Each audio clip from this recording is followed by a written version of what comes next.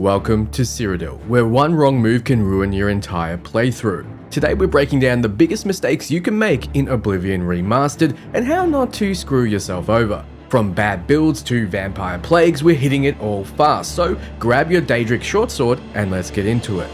First up, building your character. Oblivion punishes the unfocused. If you want to be a stealthy dagger assassin, don't waste points in strength. It does nothing for your dagger and short sword damage. In the original, strength contributed to all melee weapons, but in the remaster, agility is what you want. Focus by putting 5 attributes in agility and speed and 2 in endurance until you start feeling nice and sneaky. Specialize or die trying.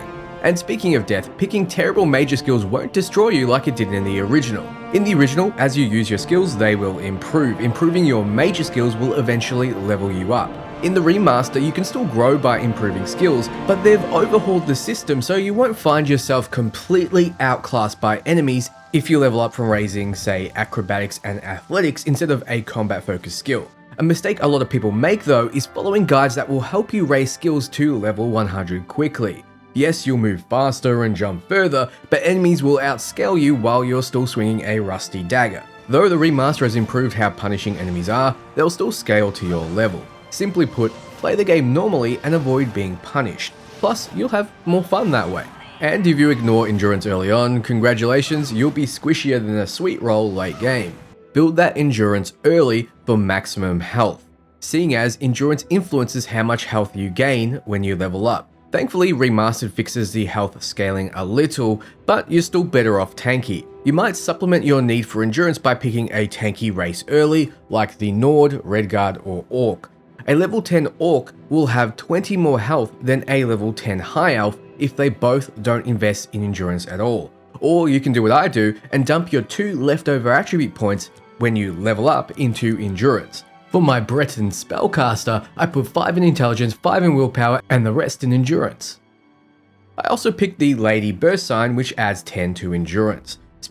Another rookie move, dumping points into luck and personality. Early on, you're going to, at most, focus on one of these attributes, never both, unless you have some experience with the game or are playing on low difficulties. You'll be both getting one shot and you'll be doing no damage. No one wants Oblivion to become Dark Souls. If you want to be a charming rogue, try personality and say agility. If you want to be a lucky bugger, pick strength, agility, or willpower and have melee, bows, or magic to fall back on when you inevitably get dragged into combat. You can't talk or wish the flaming Hellgate shut.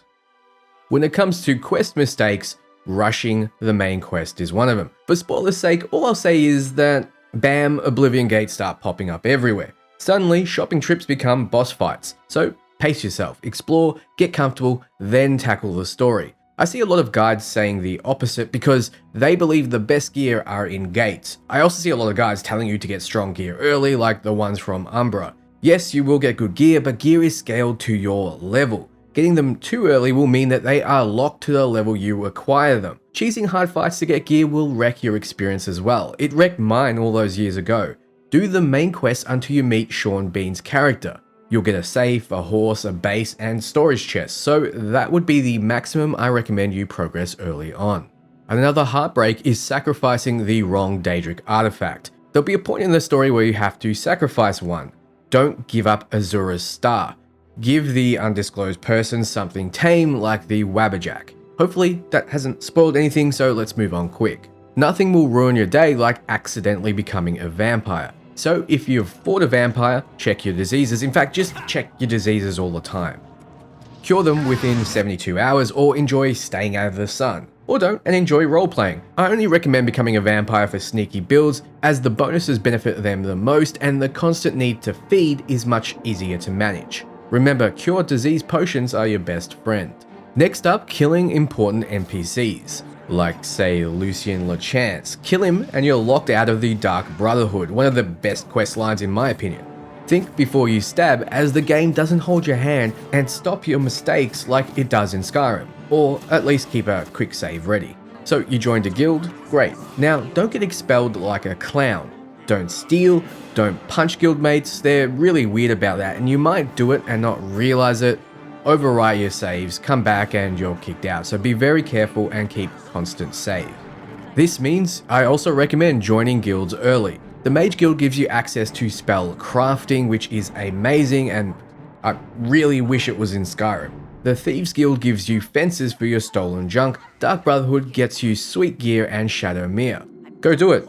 See, there's lots to do without burning the whole golden path. If you're doing Knights of the Nine, don't let your infamy get too high. The relics of the Crusader will literally fall off your body if you're too evil. Yes, even if you're halfway through saving the world.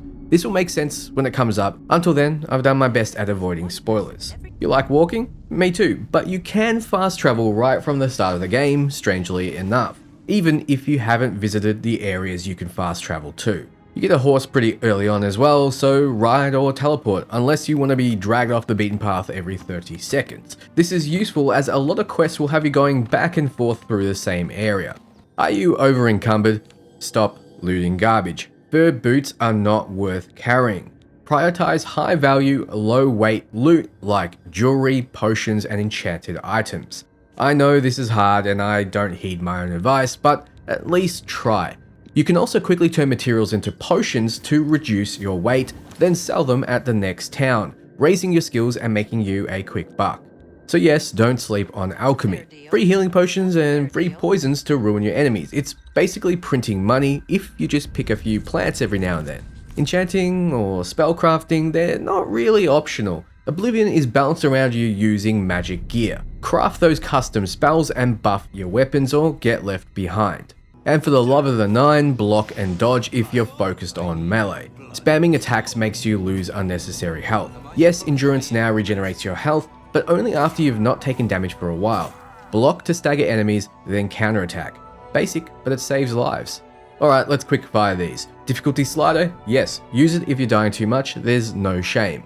Save often, like I've mentioned, I can't mention this enough, one autosave is not enough. You press F5 for PC. Stolen goods? Regular merchants won't buy them. Find a Thieves Guild fence and fence often. Remember to repair, broken gear does no damage. Fame and infamy matter, pray at chapels while you're still in good standing. Learn these lessons, master the chaos, and you go from clueless prisoner to champion of Cyrodiil. Thank you so much for watching. So do the typical YouTube stuff, it really helps me out. Until next time, ciao friends.